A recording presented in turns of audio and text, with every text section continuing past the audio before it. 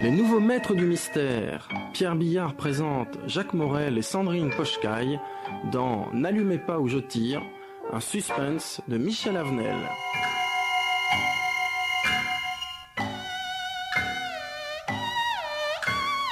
Pierre Billard, vous m'avez raconté qu'il y a 28 ans, plus d'un quart de siècle, quand on écoutait les maîtres du mystère, ça se passait la nuit et on éteignait la lumière. Et aujourd'hui, ça s'appelle N'allumez pas ou je tire. Alors, eh bien, c'est une histoire qui se passe d'abord dans l'obscurité.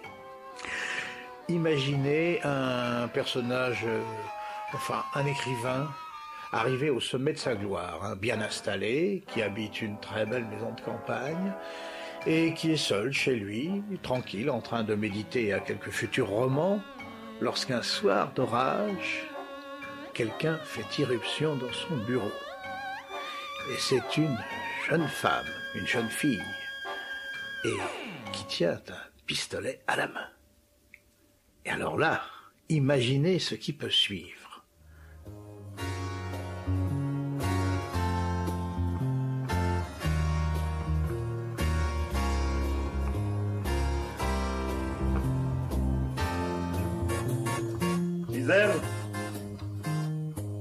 Gisèle, tu n'es pas encore partie? Taisez-vous. Et ne bougez pas où je tire. Mais qui êtes-vous? Qu'est-ce que vous me voulez? Je vous ai dit de ne pas bouger. Et surtout, n'allumez pas. Si c'est de l'argent que vous voulez, je vais vous dire où il est. Ça nous fera gagner du temps à tous les deux. De l'argent? Vous vous imaginez que je suis venu vous voler? Non mais alors qu'est-ce que vous faites ici? Qu'est-ce que vous pouvez bien vouloir? Devinez. Vous ne voyez vraiment pas? Ah bah, enfin, c'est absurde. Vous attendez que je sois seul chez moi, car vous avez dû attendre que ma femme sorte, je suppose. Donc vous attendez au beau milieu de l'orage que je sois seul. Vous enjambez la fenêtre, vous me menacez d'un revolver, vous m'interdisez d'allumer la lampe. Et c'est à moi de deviner pourquoi. Je crois pas manquer d'imagination, mais alors là, vraiment... Pour un auteur de roman, vous me décevez. Il ne doit tout de même pas y avoir 36 personnes au monde qui puissent avoir des raisons de vous tuer.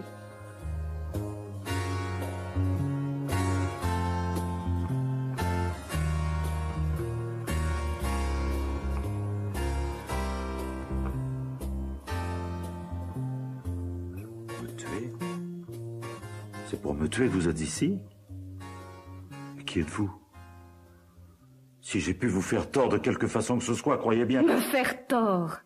Ne touchez pas à cette lampe. Et comment voulez-vous que je devine ce que je vous ai fait si je n'ai même pas le droit de vous voir? Puisque vous venez me tuer, je suppose qu'au moins nous nous connaissons.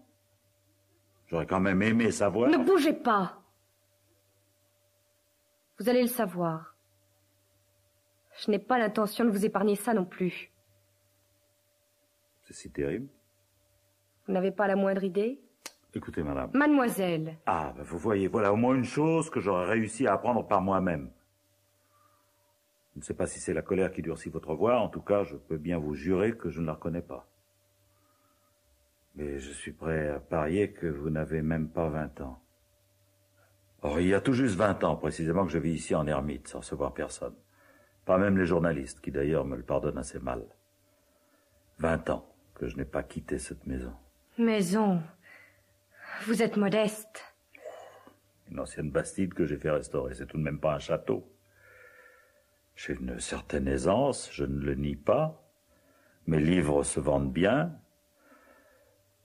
Mais puisque ce n'est pas pour mon argent que vous êtes ici, d'ailleurs, si c'était pour cela, vous ne me tueriez pas, vous me kidnapperiez. Ça vous fait rire? Ben, pardonnez-moi, mais je vous imagine essayant de m'enlever. Vous ne seriez pas au bout de vos peines. Je ne trouve pas ça drôle du tout. Qu'est-ce que vous faisiez dans le noir? Vous cherchiez peut-être l'inspiration. Je réfléchissais. J'ai les yeux très fragiles, je supporte mal la lumière. Et la vérité? Vous n'êtes sans doute pas capable de la supporter non plus, la vérité? J'allumerai quand je voudrais. Vous me rassurez, j'avais peur que vous tiriez dans le noir. Rester estropié à demi-mort, c'est pire que tout. Vous m'avez cru assez lâche pour ne pas oser vous regarder en face à ce moment-là. Comme vous êtes jeune et absolu. Croyez-moi, quand on a vécu, on se rend compte qu'en fait, bien peu de choses sont réellement pathétiques. Et c'est vous qui dites ça. Vous dont les romans prennent aux tripes. Vos héroïnes, surtout. Elles ne sont peut-être pas pathétiques, vos héroïnes? Vous avez lu mes livres. Je n'ai jamais dit le contraire. Je crois même que j'ai tout lu. Quand je pense comme j'ai pu vous admirer. Et un beau jour, je vous ai déçu. J'ai pourtant toujours pensé rester égal à moi-même. Comme vos héroïnes? Au point qu'on pourrait se demander si elles n'ont pas toutes eu le même modèle. Elles ont toutes eu le même modèle. Une femme entière, intransigeante jusqu'à la cruauté. Et je n'ai pas pu accepter de la perdre. C'est ma façon de vivre quand même un peu avec elle. Mais je me demande bien pourquoi je vous fais ces confidences. Parce que vous avez compris que cette femme, je la connais? Sans doute, oui. Et dès le premier instant, j'ai tout de suite pensé à elle. D'ailleurs, qui d'autre qu'elle pourrait bien m'en vouloir? Alors, vous reconnaissez que vous avez gâché sa vie? Gâché sa vie. Je suis sûr qu'elle-même ne dirait pas les choses comme ça. C'est elle qui vous envoie? Non. Je suis venue de moi-même. Elle n'en sait rien? Elle n'en sait rien.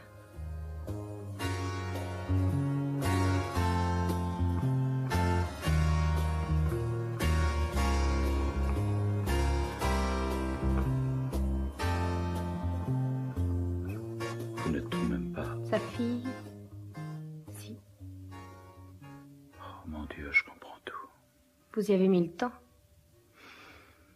Évidemment, un bébé voué il y a 20 ans à l'avortement, ça ne doit plus être pour vous de la dernière actualité.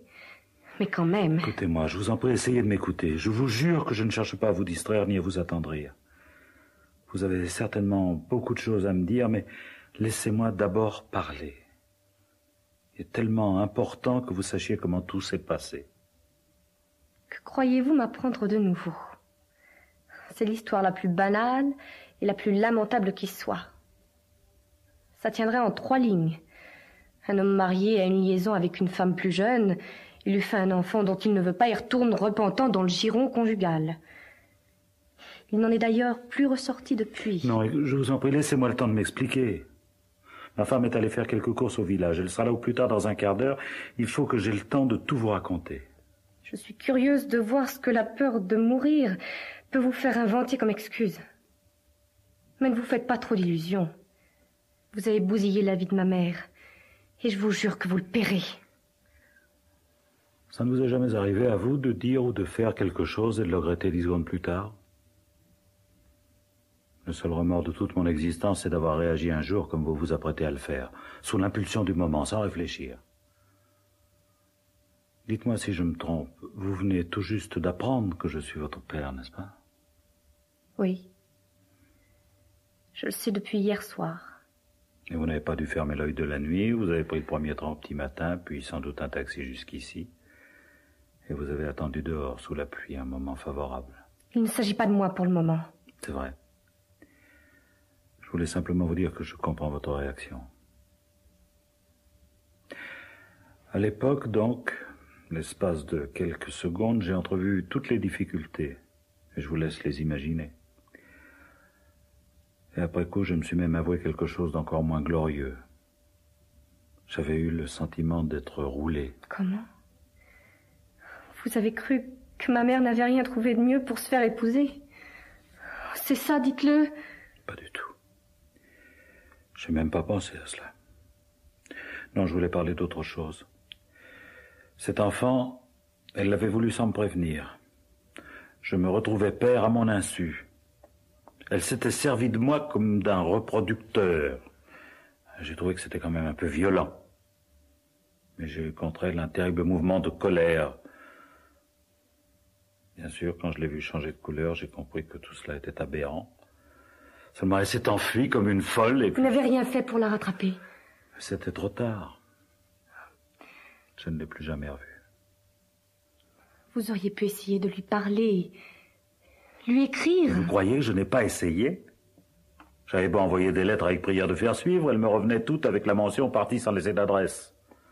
De sa main, car il ne cherchait même pas à déguiser son écriture. Vous n'aviez pas voulu de moi. Elle ne voulait plus de vous. Ça vous étonne?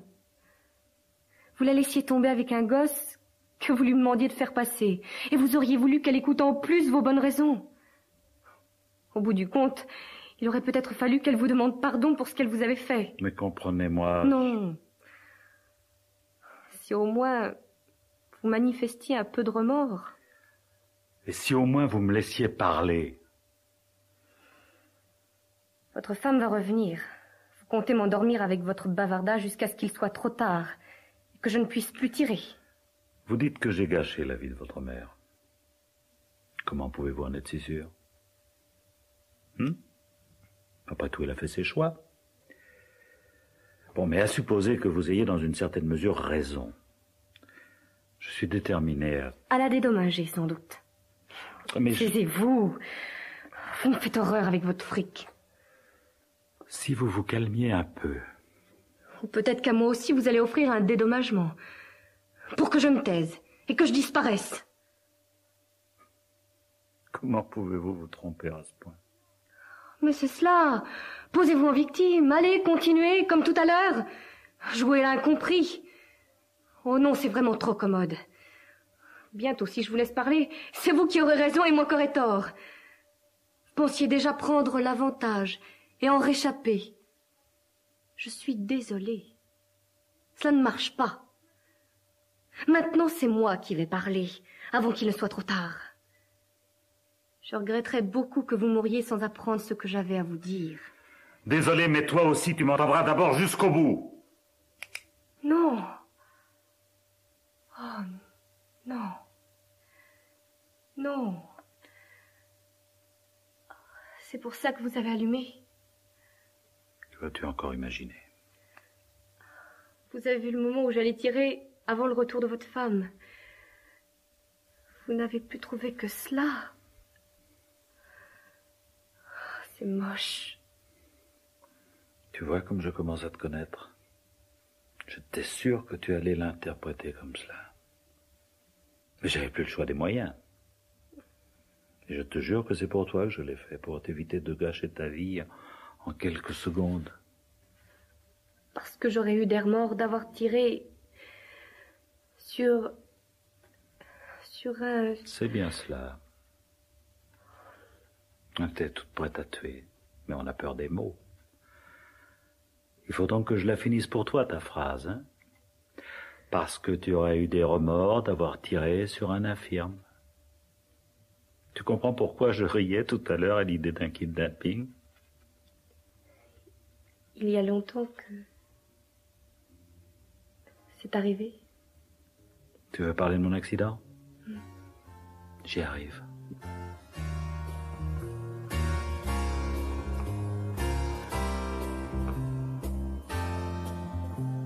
Quand les lettres me sont revenues, je n'ai plus vu qu'une solution. Sauter en voiture, regagner Paris, rejoindre ta mère avant qu'elle ne déménage peut-être pour de bon, et l'empêcher surtout de faire une bêtise avant qu'il ne soit trop tard. Vous voulez dire que vous ne vouliez plus me supprimer? J'ai compris dès qu'elle s'est enfuie qu'il fallait tout faire pour qu'elle te garde. Pour elle. Mais très vite, je me suis aussi rendu compte d'autre chose. Le premier choc passé, il faut te dire que j'avais plus de 45 ans à l'époque et je n'avais jamais eu d'enfant. C'était un peu effrayant et pourtant, cet enfant de moi, j'ai découvert que je ne me consolerais jamais de ne pas être arrivé à temps. Je ne comprends plus rien.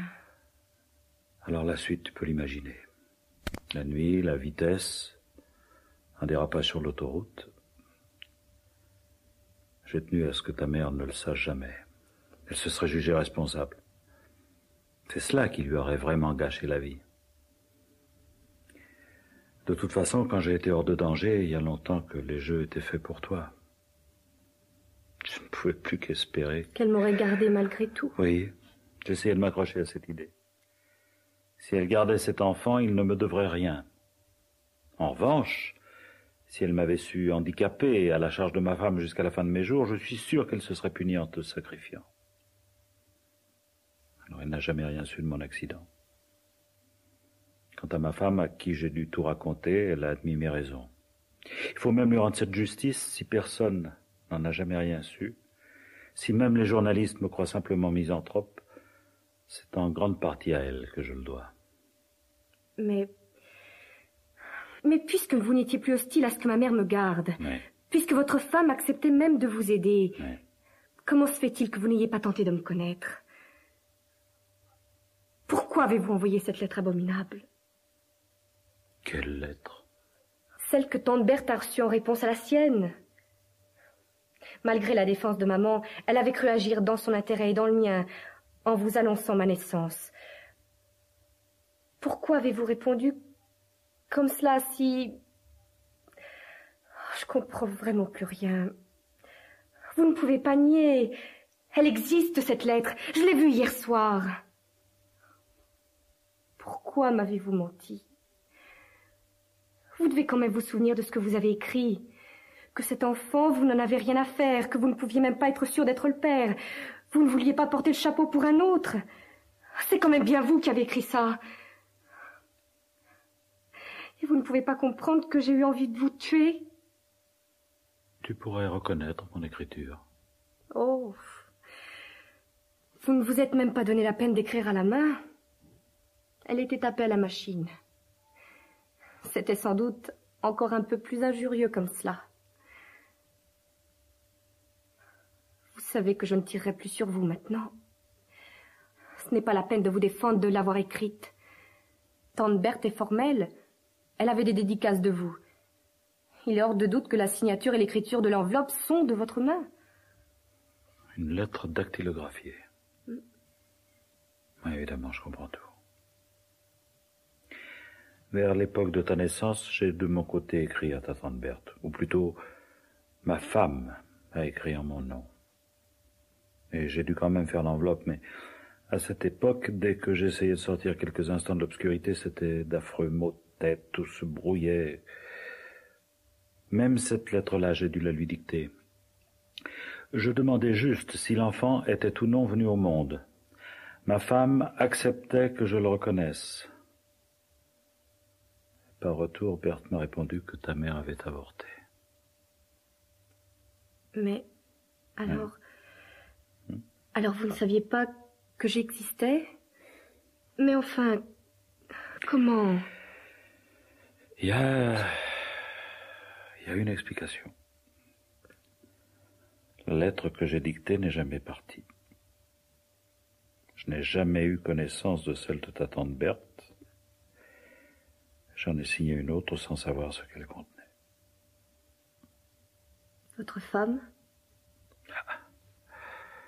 Qui d'autre? Elle était encore jalouse? Pourtant, elle vous avait à elle pour toujours. Pourquoi vous a-t-elle aidé dans ce cas-là à cacher l'accident? Je suppose qu'elle a craint elle aussi que ta mère se juge coupable de tout et m'offre de passer le reste de sa vie à m'écouter. Alors qu'en réalité, la vraie coupable au fond c'est moi. Sans moi, vous auriez pu continuer à être heureux, tous les deux. Oh, dis pas de bêtises. Comment veux-tu être responsable, hein? Tu sais, ma petite fille, on peut être à l'origine de tas de choses sans le vouloir. Le plus souvent même, on l'ignorera toujours, et c'est tant mieux. Tu avais encore quelque chose à me dire? Oh, non, Vraiment... Non, d'ailleurs, il faut que je parte. Votre femme peut arriver d'un instant à l'autre. Non, attends. C'est quelque chose que tu n'oses pas me dire, n'est-ce pas? Elle est malade? Pourquoi est-ce que tante Berthe t'a montré cette fameuse lettre hier? Qu'est-ce que ça signifie, ça? Il lui est arrivé quelque chose? Avant-hier, un accident. En plein Paris, renversée par une moto. Elle est morte? Elle n'a pas repris conscience. D'après les médecins, c'est sans espoir. Les centres nerveux sont atteints. Si personne ne prend pitié d'elle, elle peut vivre comme ça indéfiniment. Vivre. Si on peut appeler cela vivre. Tu n'as vraiment plus du tout envie de me tuer. Quand vous dites cela, on croirait vraiment que ça vous soulagerait. comprends. Moi aussi, tout à l'heure, quand vous m'avez tout raconté, j'ai pensé qu'il n'y avait plus qu'à mourir. C'est ma femme. Je vais éteindre. Sauve-toi vite. Non, plutôt attends qu'elle soit dans le vestibule. Là, il serait t'apercevoir. Je te ferai signe quand tu pourras partir. Tais-toi, ne bouge pas. Ouh, chérie, c'est moi. Je suis rentrée. T'en poser mes affaires, j'arrive. Vas-y, c'est le moment. Tu reviendras.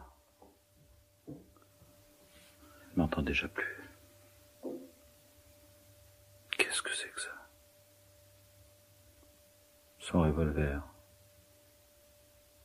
Oublié. Ou laissé exprès.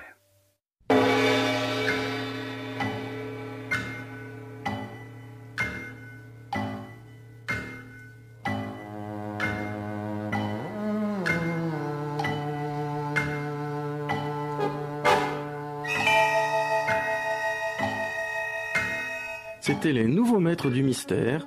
Aujourd'hui, N'allumez pas où je tire, un suspense de Michel Avenel avec Jacques Morel et Sandrine Pochcaille. Bruitage, prise de son Simone Ronget, opérateur Claude Robin, assistante Brigitte Riouet, réalisation Pierre Billard.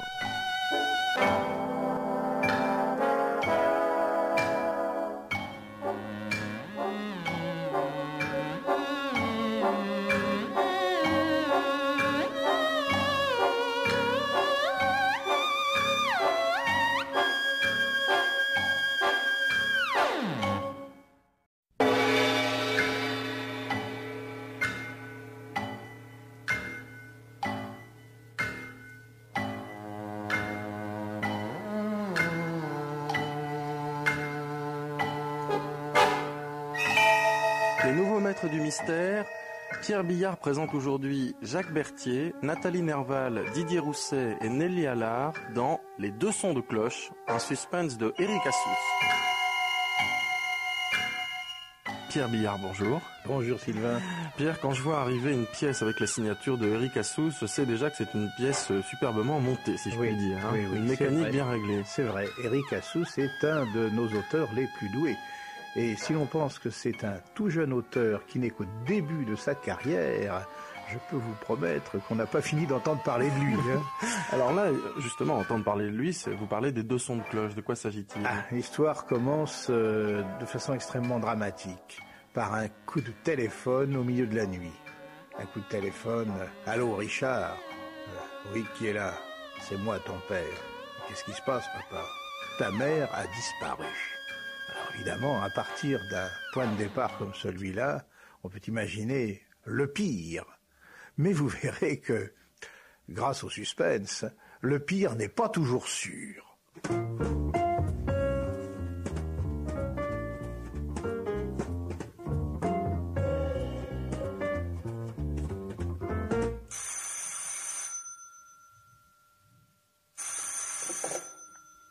Allô? Richard, c'est moi, ton père.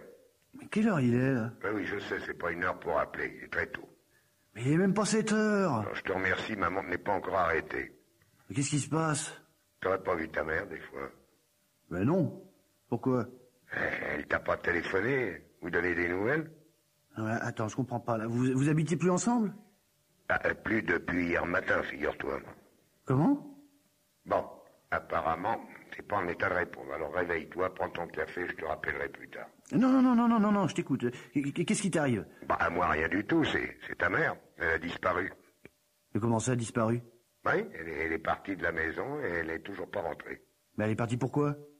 Bah, pour tout te dire, on s'est un peu disputé. Alors, madame est montée sur ses grands chevaux, une fois de plus. Elle a franchi la porte et depuis, plus de nouvelles. Et ça s'est passé quand, cette dispute? Hier matin, sur le coup de 10 heures. Mais ce qui m'inquiète, c'est pas la dispute, ça c'est monnaie courante. La question que je me pose, c'est où elle a bien pu passer la nuit. Et surtout, est-ce qu'elle l'a bien passée? Et pourquoi tu m'as pas prévenu plus tôt? Oh, si je devais t'appeler chaque fois qu'on s'engueule, j'aurais de sacrées notes de téléphone. Bon, écoute, je passe te voir, tu vas m'expliquer tout ça en détail et puis on prendra une décision. C'était qui? Mon père. Il prétend que ma mère a disparu. Hein? Rendors-toi, moi il faut que j'y aille. Bah,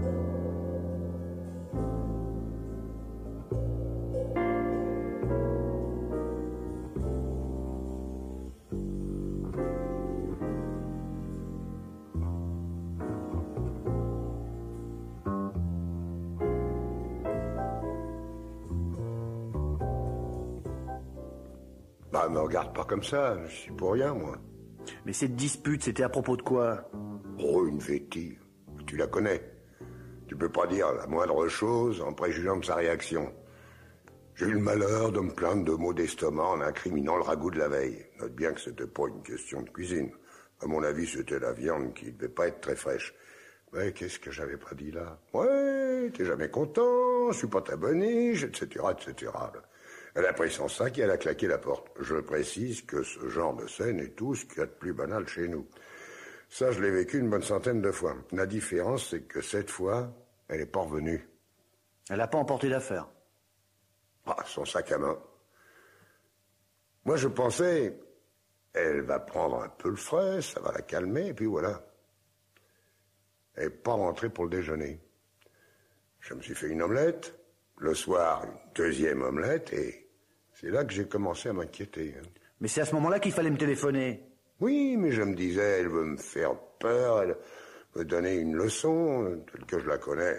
Je serais fichu d'attraper une pneumonie juste pour m'emmerder. Seulement, je me disais aussi, il faudra bien qu'elle rentre dormir. Eh ben, c'est moi qui me suis endormi. Et ce matin, elle est toujours pas là. Tu connais personne chez qui elle aurait pu passer la nuit? Une connaissance, une voisine?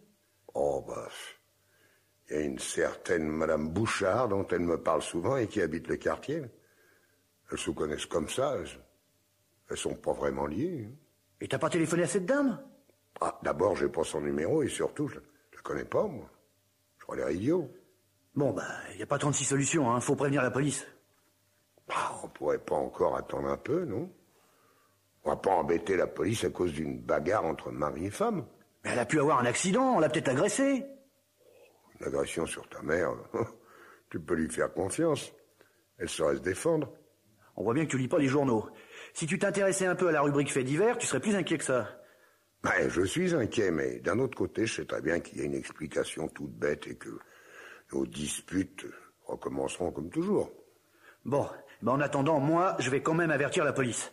Ça coûte rien, c'est gratuit. Et puis si elle rentre toute seule, on téléphonera pour leur dire d'arrêter de chercher. Bah, moi, je veux bien, mais je sens que ça servira pas à grand-chose. Bon, bah alors mettons que je me fais plaisir. Bah, je veux pas t'ennuyer avec cette histoire. Tu as certainement une journée chargée, je suppose. Hein? Ouais, bah t'en fais pas pour ça. C'est sûrement moins important.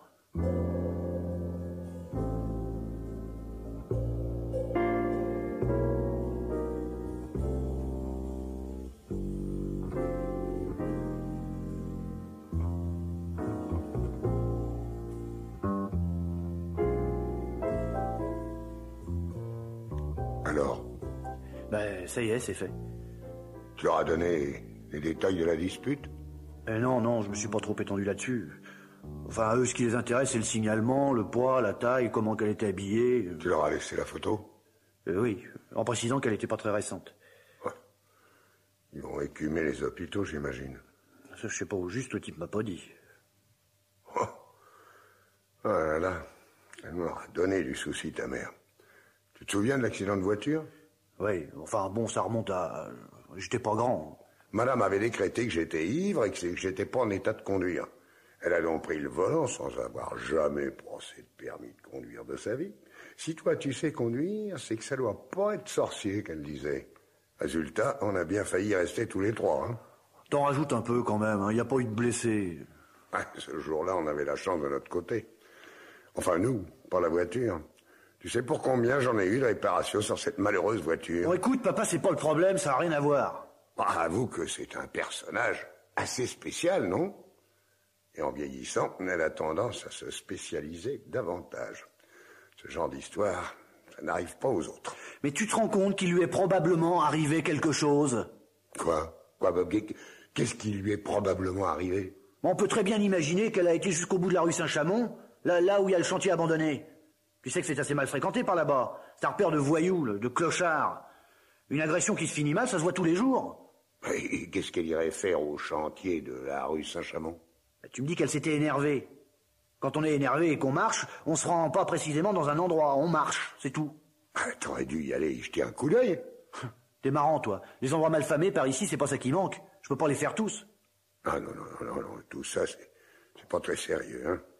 Tu fais trop travailler ton imagination, l'agression qui finit mal. Pfff, pas avec ta mère. Mais si, justement.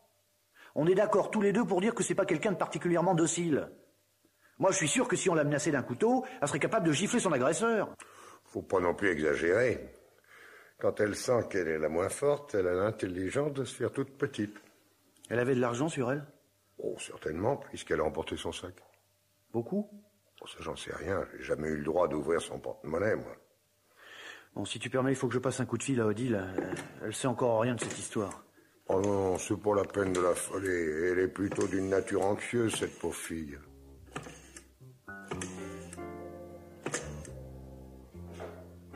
Allô? Odile? Ah, je commence à être inquiète. Bon, je vais pas tarder à rentrer. Il est arrivé quelque chose. Oui, tu m'as dit ce matin, ta mère. On n'a toujours pas de nouveau et... Enfin bon, je t'expliquerai. Personne n'a téléphoné? Si, ton patron. Vous aviez 2 gros clients à voir aujourd'hui, il était furieux, entre parenthèses. Oui, bon, bah ces clients, ils reviendront. Tandis que ma mère, c'est pas sûr.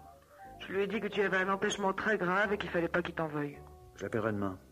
Tu seras là à quelle heure? Je sais pas, si t'as faim, tu peux dîner sans m'attendre. J'aimerais bien que tu viennes assez rapidement. Pourquoi? Viens vite, ça ira mieux. T'es fâché? Non, mais viens vite. Tu comprendras quand tu seras là. Bah, qu'est-ce qui lui prend? Quoi, qu'est-ce qui se passe? Non, bon, je vais te laisser, Odile me réclame. Ah, je la comprends un peu, lui.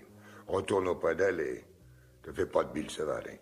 Tu m'en veux pas? Moi non, voyons. Allez, sauve-toi. Si t'apprends quelque chose, n'hésite pas à me téléphoner. Même au milieu de la nuit, hein. Si la police la retrouve, tu seras le premier informé. Je leur ai donné ton numéro.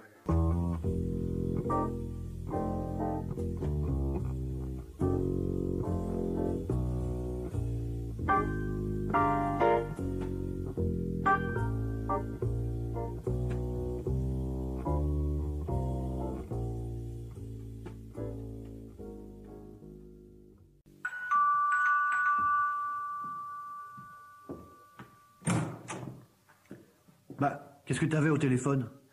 Je voulais te faire comprendre qu'on avait de la visite. Oh! Maman! Ah oui, c'est pas la peine de faire cette tête. C'est moi, c'est pas mon sosie. Non mais, qu'est-ce qui t'est arrivé? Ça, mon petit Richard, c'est une longue histoire. Mais ça va? T'es en bonne santé? Oui, ça va. Je ne suis ni blessée, ni tout à fait gâteuse. Je suppose que tu attends de moi le récit de mon emploi du temps depuis hier matin. Ah ben, j'aimerais bien, oui. Vous voyez, ma petite Odile, pourquoi je me suis abstenue de tout vous raconter tout de suite? Je voulais pas avoir à recommencer une nouvelle fois pour mon fils. Mais t'es arrivé quand, d'abord? En début d'après-midi. Je revenais du restaurant. T'as été au restaurant? Il y a encore certains restaurants qui acceptent de servir les femmes, figure-toi. Bon, laissons le restaurant de côté. Moi, ce qui m'intéresse de savoir, c'est où tu as passé la nuit. On va commencer dans l'ordre, ça sera plus clair. Mon cher Richard, tu n'ignores pas qu'entre ton père et moi, il y a parfois quelques petites interférences. Oui, je sais, papa m'a raconté. Je serais curieuse de savoir quel son de cloche il a donné de cette histoire. Oh, il s'était plaint d'avoir pas digéré le dîner que tu lui avais préparé, alors t'as pris la mouche et puis t'as disparu. Ton père a 71 ans, tu me diras que c'est le cas de pas mal de gens. Seulement son problème, c'est qu'il est convaincu qu'il peut tout manger sans jamais être malade. Le potage de légumes, il veut pas en entendre parler. Ce qu'il lui faut, c'est de la viande. Et comme il a gardé un bon coup de fourchette, il arrive parfois qu'il se sente un peu barbouillé. Et ça manque jamais, c'est toujours ma faute. Alors hier matin, mon petit Richard, ça a été la goutte qui a fait déborder le vase. Et c'est pour ça que t'es parti? Ah, j'étais hors de moi. Je l'aurais pilé. J'avais grandement besoin de me calmer les nerfs. Et là, j'ai décidé de disparaître 48 heures, histoire de le laisser mariner dans son jus. L'après-midi, j'ai été au cinéma et puis après, j'ai pris une chambre d'hôtel. T'as passé la nuit dans un hôtel? Ah, un hôtel? Tout ce qu'il y a de plus convenable. À tel point que... ça m'est revenu un peu plus cher que prévu. Je n'avais pas suffisamment pour me payer la deuxième nuit, alors je suis venue ici. Mais maman... Oui, je suis folle, c'est ça. Mais t'as pensé aux conséquences? Les conséquences, c'est que dorénavant, quand il aura quelque chose, il s'en prendra qu'à lui-même. On a averti la police. La police? Qu'est-ce que c'est que cette idée? Mais tu disparais sans donner de tes nouvelles. Nous, on a pensé à un accident. Un accident? Pourquoi pas ma mort pendant que vous y êtes? On a aussi pensé à ça. Merci. T'as des initiatives complètement inconscientes. Je pouvais pas imaginer que vous alliez mêler la police à un incident de famille. Mais pourquoi tu m'as pas prévenu quand t'es parti? Ça nous aurait évité le commissariat. Oh, je te connais, t'aurais mouchardé. Tu sais dans quel état il est en ce moment, par ta faute? Mais ça, c'est le but, mon chéri. Et encore, je suis bien bonne. 2 jours de disparition, je le ménage. Je me demande si c'est suffisant pour qu'il fasse son examen de conscience. Non, mais t'as pas l'intention de lui téléphoner, là? Je réapparaîtrai demain à 10h. Pas avant. Tu comptes dormir ici? Ah, j'ai l'impression que je suis pas la bienvenue. C'est pas ça, mais je pense à papa. Et lui, pense à moi. La boucle est bouclée. Même si vous ne souhaitez pas rentrer ce soir, dites-lui au moins que vous êtes chez nous. Ma petite Odile, faites un peu marcher votre tête. Si je préviens mon mari que je suis ici, autant aller là-bas. Je te trouve très cruel de faire ça. Peut-être.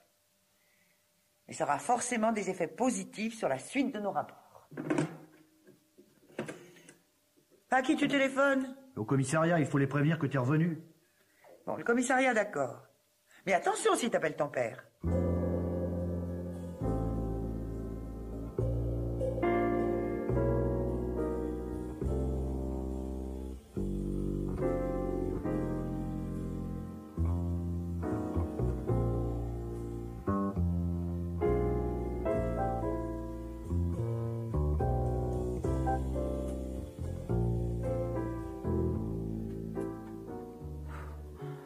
Un peu faible avec elle. Pourquoi? Moi, à ta place, je l'aurais raccompagnée chez elle avec perte et fracas. Ouais, ça, c'est plus facile à dire qu'à faire.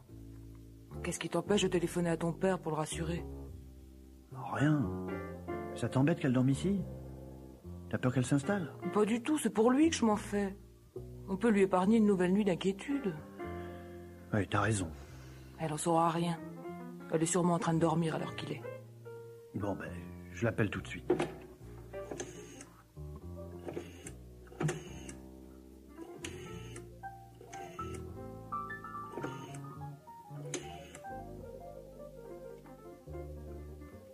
Bah alors ça c'est pas mal.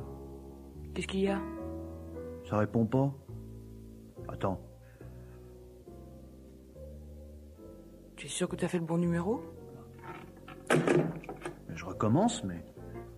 Il a quand même pas pu sortir à minuit moins le quart.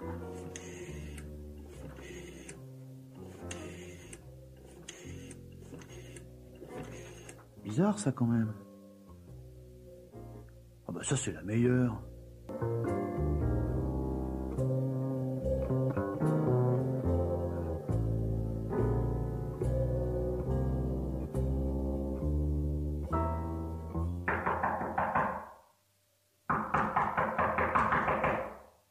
Il a toujours été un peu dur de la feuille. Oui, c'est ça. Il n'entend pas le téléphone, il n'entend pas la porte. Il est devenu complètement bouché du jour au lendemain. Hier soir, il a peut-être pris des somnifères. Mais tu dois avoir une clé de la maison, toi. Ah oui? Eh ben alors ouvre.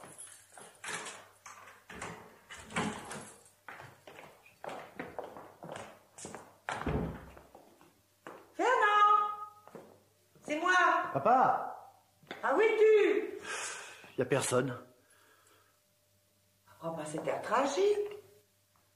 Ah, il a été faire les commissions. Faut bien qu'il s'en occupe vu qu'il est tout seul. Les commissions? À 8h du matin? Ah, c'est vrai que les commerçants n'ouvrent pas si tôt. Où est-ce qu'il a bien pu aller? Oh, bah, t'inquiète pas, il va revenir. Regarde! Dans quel état il a laissé la cuisine? Des assiettes sales qui s'empilent. Une véritable infection. Ouais, bah il devait pas avoir la tête à faire la vaisselle. Oh, bah je te signale que même quand tout va bien, il la fait pas la vaisselle. Mais cherche, il a pas laissé un mot quelque part. Oh, il a jamais aimé écrire. Ah, je sais pas, un indice, une adresse.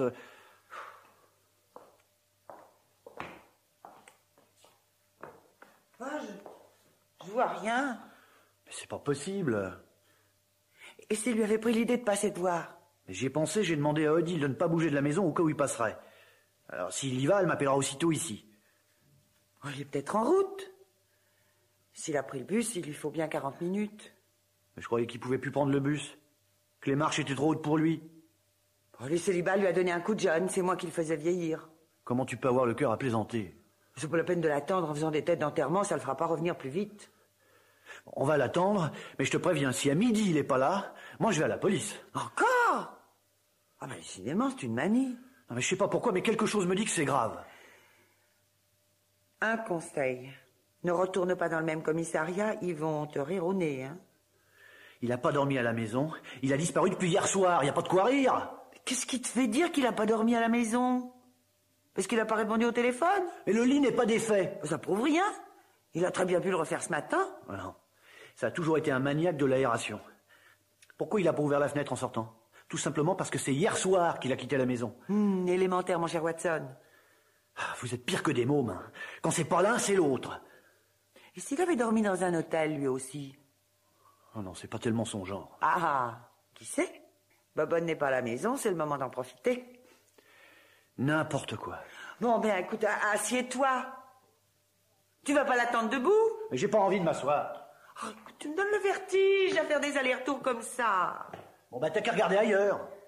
Ben, voilà les façons de parler à ta mère. Tu sais qu'il y a 20 ans, t'aurais pris ma main sur la figure, hein? Eh ben, il y a 20 ans, j'avais pas autant de soucis.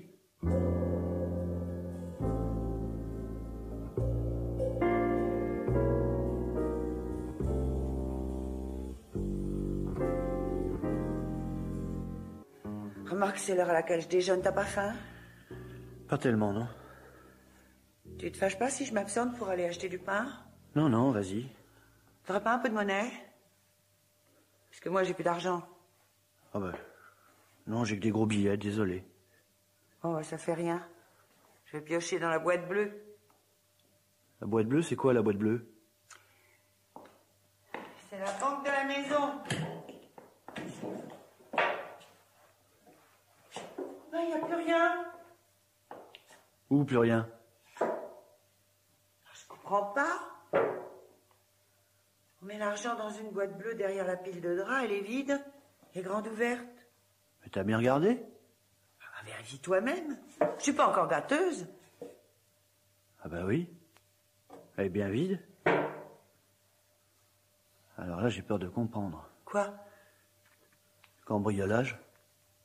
Ah, un cambriolage? Il n'y a aucune trace de cambriolage. La serrure n'a pas été forcée. On l'a cambriolé en sa présence? Ça s'appelle un braquage, mon petit Richard. Ouais, un braquage, si tu préfères.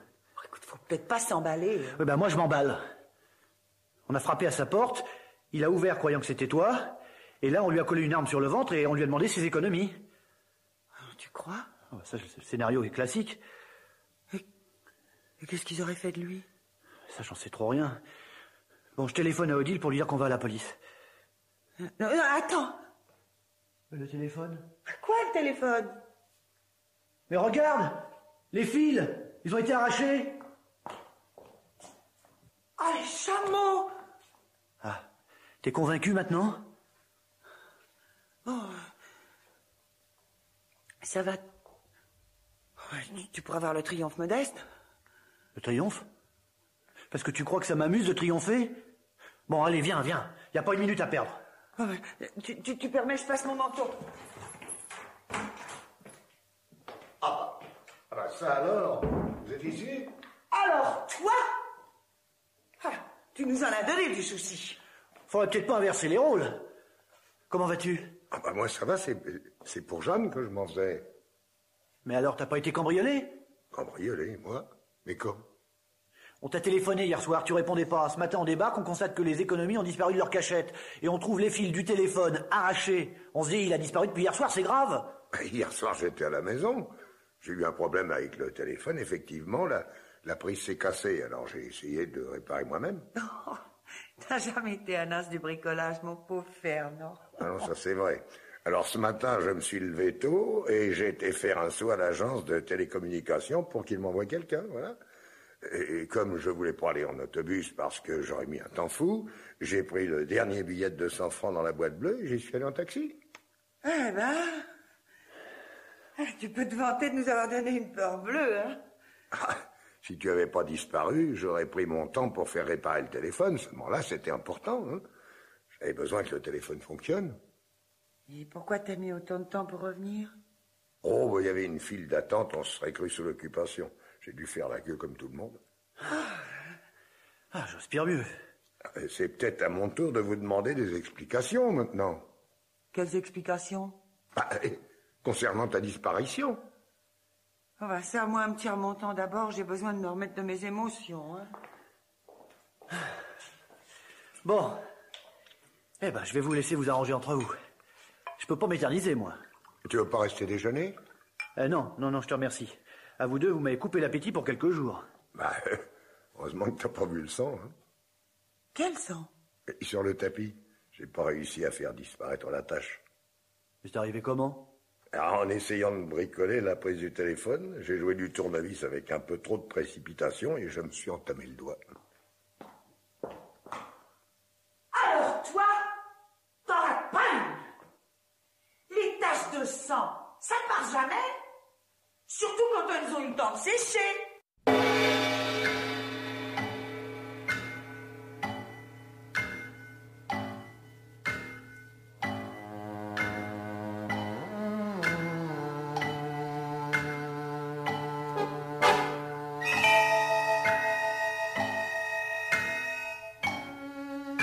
C'était Les Nouveaux Maîtres du Mystère, aujourd'hui Les Deux Sons de Cloche, un suspense écrit par Éric Assous, avec Jacques Berthier, Nathalie Nerval, Didier Rousset et Nelly Allard, bruitage Jean-François Bernard Sugy, prise de son Jean-Paul Herbert, opérateur Pierre Guérinaud, assistante Brigitte Riouet, réalisation Pierre Billard.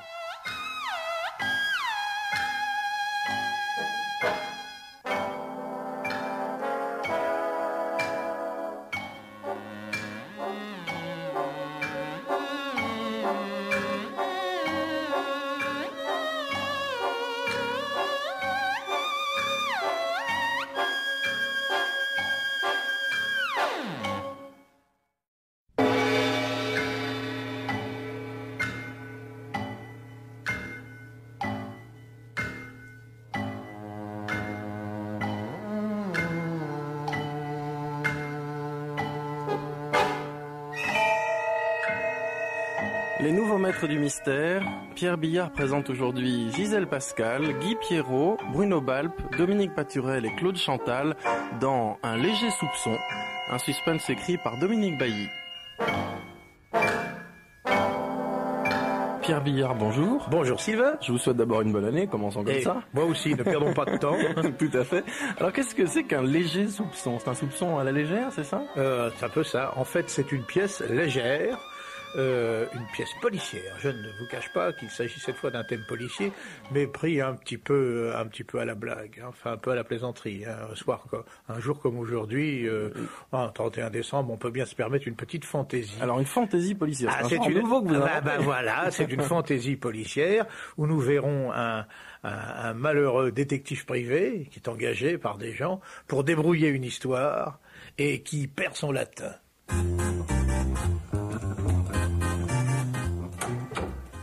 Entrez, monsieur. Bonjour, madame. Vos souhaits. Merci, bonjour, monsieur. Excusez-moi de vous avoir fait attendre. Non, mais je vous en prie, madame, je vous en prie. Asseyez-vous, asseyez-vous. Merci, madame. Ah non, pas le canapé. Ah. Non, les coussins sont trop moelleux pour une conversation sérieuse, et puis, entre nous, le cuir blanc est d'un fragile. Demandez à vos domestiques. Mais j'en ai peu, mais je vous comprends. Fantois, le député, il a le même canapé chez lui. Vous connaissez Maurice Fantois? Eh ben, il siège à la chambre. À propos, voulez-vous cette chaise? Oui, merci, madame. Monsieur, je serai franche. Votre annonce hier matin dans le journal m'a fait un choc.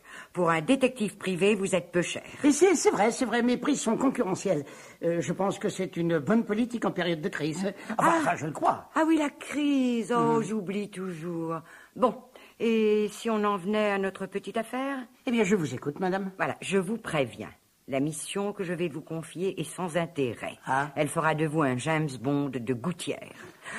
Désolé. Comme le dit mon astrologue, la banalité est le triste phare de ma vie. Bon, alors voilà.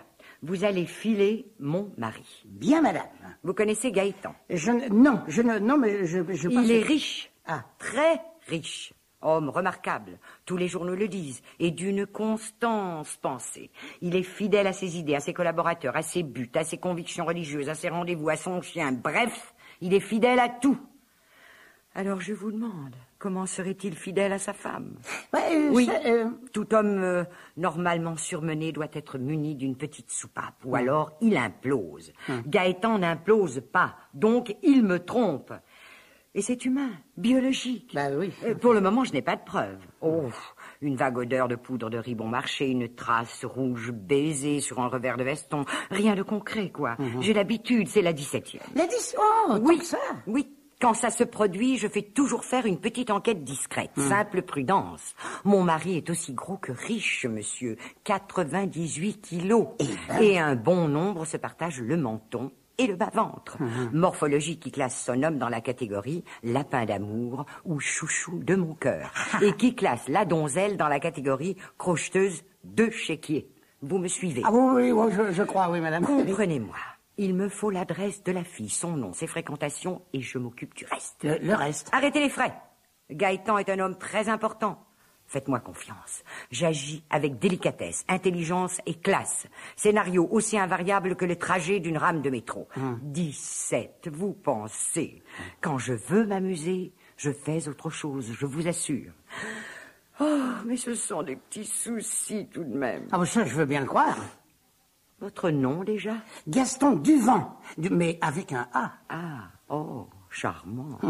Mais pour moi, désormais, vous serez Zéphyr et Aquilon. Pour agir sans éveiller les soupçons. Compris? Oui, compris, madame, oui. Si vous pouviez me donner une photo de votre mari, ses horaires et lieu de travail aussi, enfin, tout ce qui pourra accélérer l'enquête. Je vous prépare ça pour demain. Demain, même heure, ça ira? C'est parfait. Eh bien, au revoir, madame. Au revoir, à demain, à demain. Charmant, délicieux. Un peu peuple. Le peuple, ça me fait toujours un peu éternuer.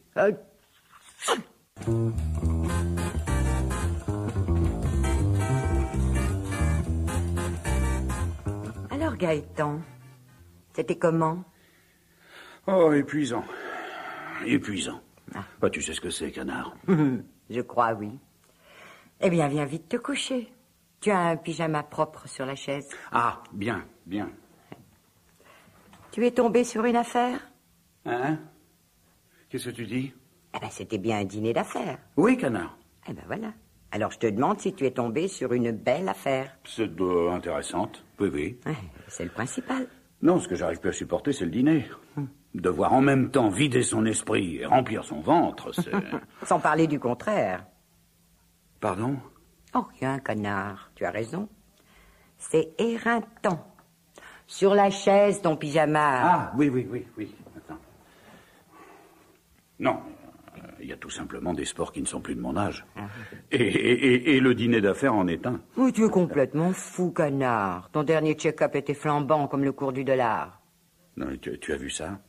Là. Quoi? Ce bourrelet, je l'avais pas l'année dernière. Regarde-moi ça. Enfin non, ça, je suis trop enveloppé. Oh non, un adorable paquet cadeau. Ouais, tu te moques de moi, Suzanne. Non, canard. Tu me trouves pas trop gras? Allez, sincèrement. Non, canard. Non. Suzanne? Oui? Ne me trompe jamais. Allons, bon.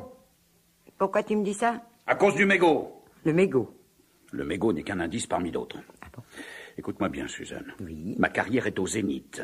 Il ne faut pas que tes batifolages viennent de quelque manière que ce soit salir l'image solide que je donne. Hein? Tu as bien entendu? Parce que je pourrais devenir violent. Très violent, Suzanne.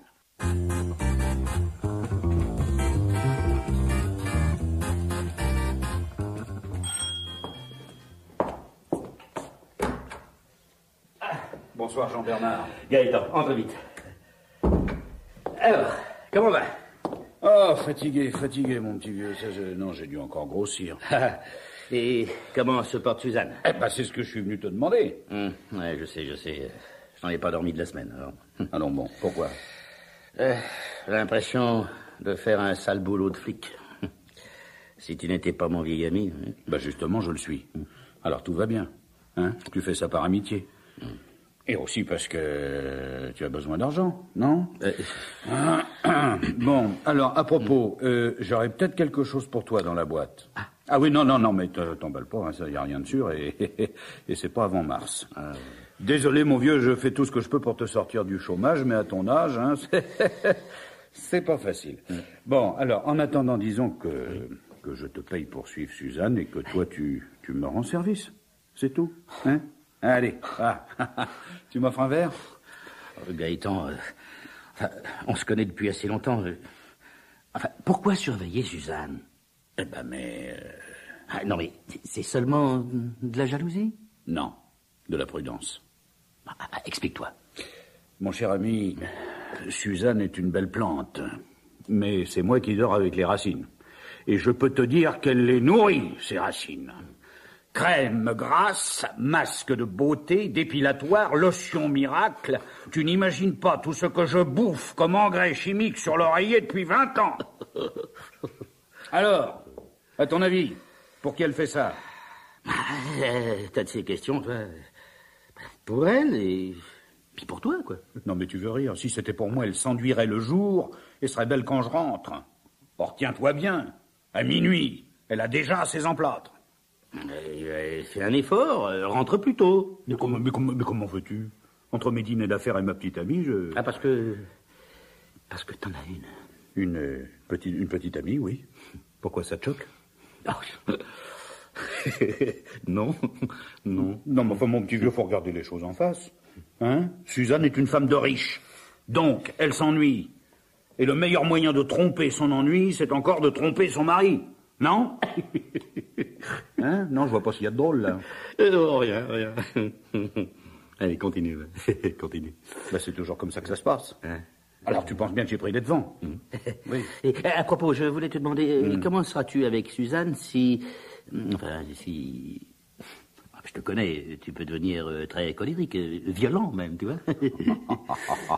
Mon très cher Jean-Bernard, je veux avant tout protéger ma femme contre elle-même. Alors là, je me fous éperdument qu'elle ait une liaison. Mais que ce soit avec un type bien. Parce que je la connais, elle ne supporterait pas de se faire avoir. Et tu connais les hommes, hein? Oui, et des enfants. Des moches, surtout. C'est moche, hein? Prêts à tout pour arriver à leur fin. Ah non, ça, nous vivons une époque très troublée. Tu crois vraiment? Au fait, tu n'as rien remarqué en suivant Suzanne ces jours-ci? Mon petit vieux, tu viens de m'enlever une épine du pied, vois-tu? Tu te fous qu'elle ait une liaison? Ah non, mais tu t'en fous éperdument. C'est bien ce que tu as dit. Oh là là. Bon. Eh bien, je suis fou de joie. Si tu m'avais pas dit ça, jamais, tu m'entends, jamais j'aurais eu le courage de t'annoncer qu'en ce moment, au moment même où nous parlons, toi et moi, Suzanne, elle est chez toi. Avec un homme.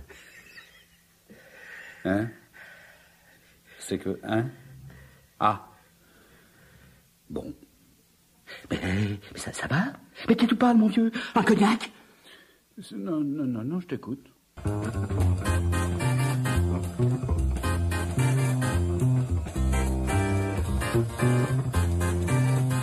Charlotte Chantreau, oui, Charlotte Chantreau, oui, madame. Oh, mais vous sentez l'alcool, tout s'explique. Ah, madame, juste un tout petit cognac avant de venir, je vous assure. Hein.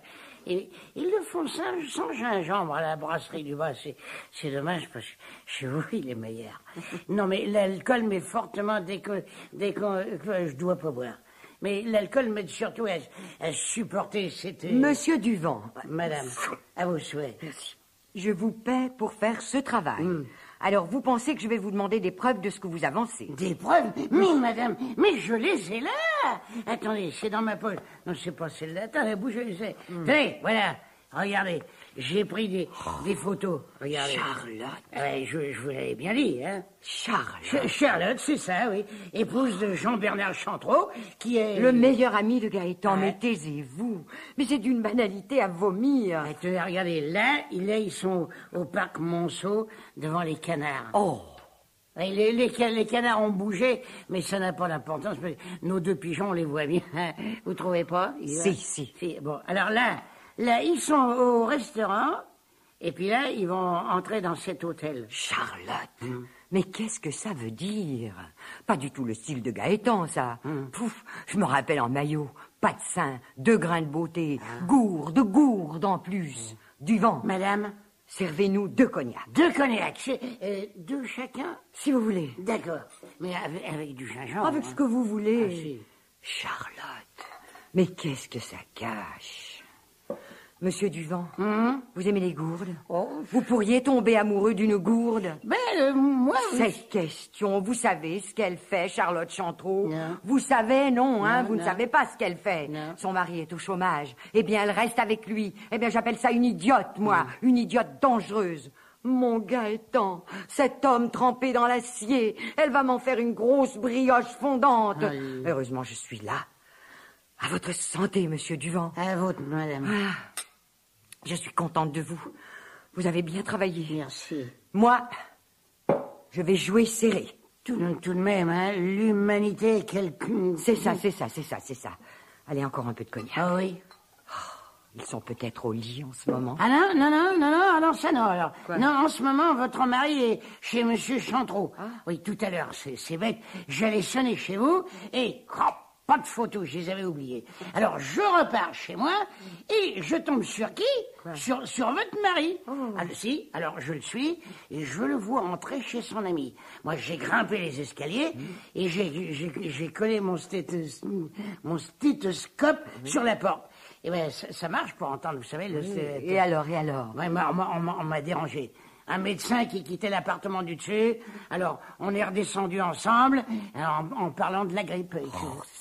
Non, mais votre mari, là, il disait... Il parlait d'un poste pour Jean Bernard. Mais oui, mais pas avant mars. C'est tout ce que... Quoi? Vous êtes sûr? Ah, ça, oui. Ça alors. Mais pas la peine d'aller chercher plus loin, la garce. Elle se vend pour obtenir un poste à son mari. Oh, mais ça va lui ravager la figure, ça. Elle qui a déjà le teint d'une cafetière en grès. Oh, madame, une femme comme vous, je comprends pas, madame. Mais je parie que ces 2 ballots de bons hommes n'ont vu que du feu. Buvons, du vent, buvons. Buvons, madame. Ensuite, vous prendrez votre chapeau, votre manteau, votre serviette et courez vers d'autres aventures. Mission terminée. Je vais vous faire un chèque. J'arrondirai, ne vous faites pas de soucis. L'humanité, madame. À vos souhaits. Merci. C'est moche, hein.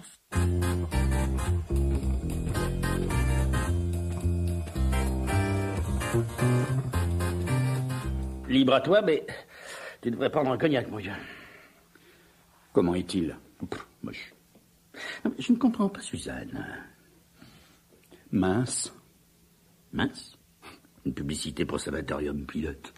Quelle claque. Une banalité. Petit chapeau, petit imperméable, petites épaules. Il vit chez sa vieille mère. Enfin, rien du coureur de lot. Quelle claque. Je comprends pas, moi. Excusez-moi, mais...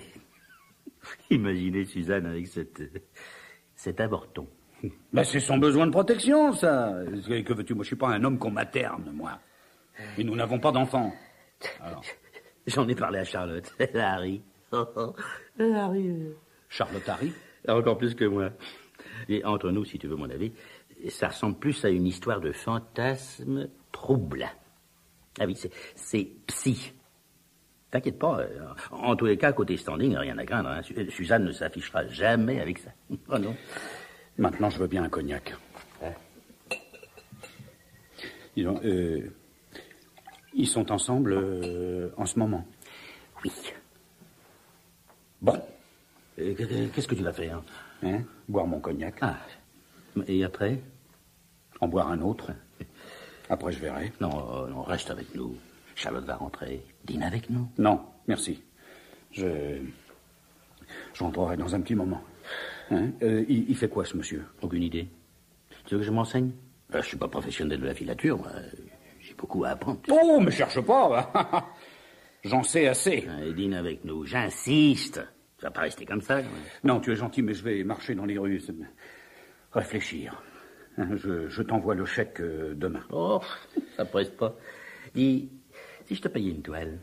Non, merci, vieux, ça, je m'en vais. Hein. Ouais. Et ne t'inquiète pas, hein. Hein? Allez, à bientôt.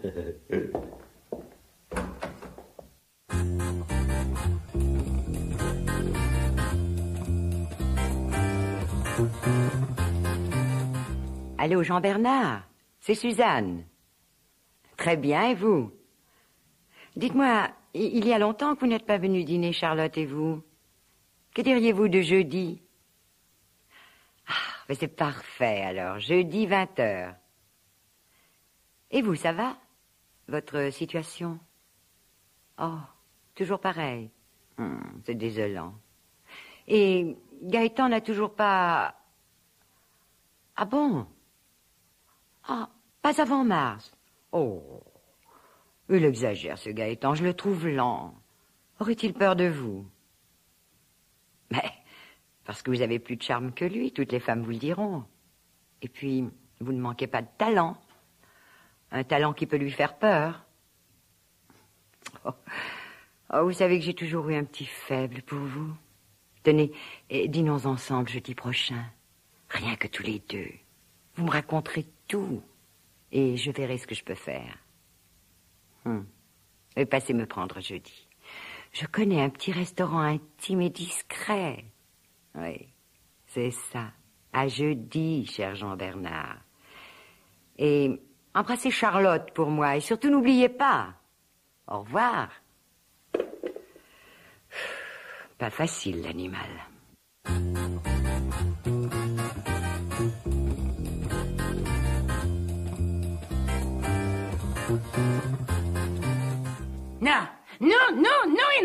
Non, j'en peux plus, moi. Non, on m'a fait assez de misère comme ça. Une toute petite piqûre. Allons, monsieur Duvant. Non, moi, j'en ai marre de faire dodo. Plaignez-vous. J'aimerais bien être à votre place, moi. Dormir toute la journée. Oui, moi, je voulais réussir. Je voulais réussir dans mon boulot, vous comprenez? Oui, bon, ben, j'en passerai avant le dîner. Mademoiselle, faut pas me laisser. Je me sens pas bien. Je me sens pas bien du tout. Une crise, je sens comme une crise qui monte. Faut appeler le directeur.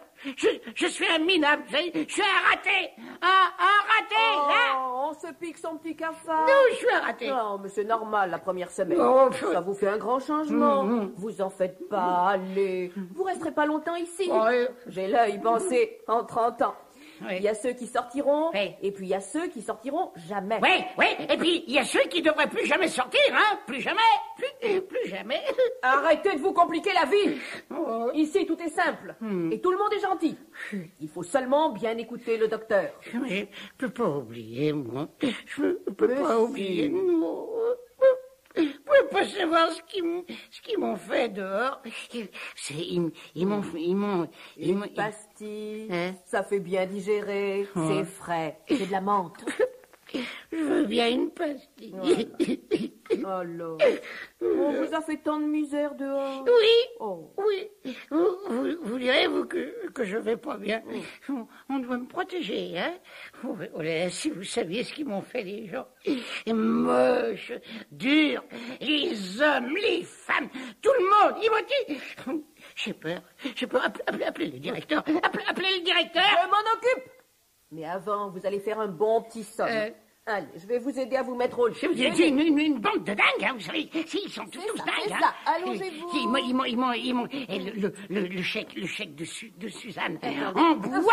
Il était en bois, le chèque. Moi, furieux. Attendez, votre oreille est mal mise. Mais je m'en fous. Je suis retourné chez elle. Devant chez elle, il y avait Jean-Bernard. Il m'a collé au mur, comme ça, collé au mur, vous voyez. Et il criait, dégage, avorton. Elle est à moi, Suzanne, maintenant. Dégage. Il avait dû me suivre, hein. Sinon, comment voulez-vous suivre un privé? C'est pas possible. Faut être dingue, non, hein? Vous gardez vos pantoufles? M'en fous. Il a déchiré mes vêtements. Crac. Des lambeaux qu'il en a fait. Il a cogné. Moi, je voyais plus rien. Puis j'avais peur. Et puis mal. 200 mètres plus loin, il y a un type obèse. Il a essayé de m'écraser avec sa voiture. Vous vous rendez compte? Avec sa voiture. Oh, que c'est vilain, ça. Oui. Vous voyez, hein, vous êtes déjà plus calme. C'est la piqûre. Après, quand je suis revenu, moi, parce qu'un privé ne doit jamais flancher. Jamais. Je les ai vus, ils étaient tous les quatre. Ils ont pris un taxi. Alors moi, j'ai suivi le taxi jusqu'à Orly. Jean-Bernard, Gaëtan, Suzanne et Charlotte. Ils ont pris l'avion. L'avion, tous ensemble, envolé pour le Maroc. L'avion de 22h40. Tous ensemble, ils ont pris l'avion. En vacances. Et ils riaient. Et c'est là que moi, j'ai craqué. Je vais baisser les stocks. Le bourguignon. Il y aura toujours du bourguignon le mardi. Et puis le soir, des nouilles avec le reste de sauce. Ça changera plus. Plus jamais. La petite belote aussi, hein? Et la rebolote, les murs, les docteurs, les piqûres, les pastilles. Belote et rebolote.